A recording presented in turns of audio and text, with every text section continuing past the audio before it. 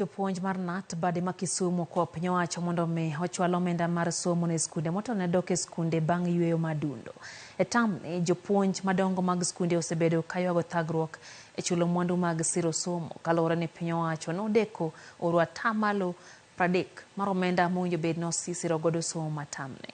Jatend migawo mar somo Ezekiel Mashogu nyocha osingo mar chwalo pesago kapok dwe mar 6 romo. Gino ayango ni pok otimore nyaka sechegi. Most of these learners rely on public transport.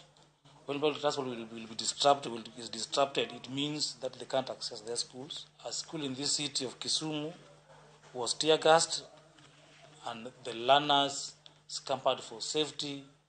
Teachers were running left and right, and that interrupted the learning in those schools, and most of the children suffered.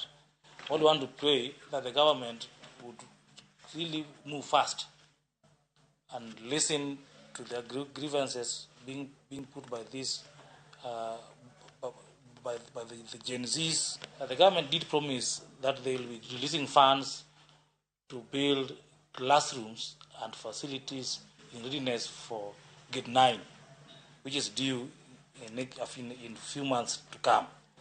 But as we speak today, we are not yet sure which schools have received these funds.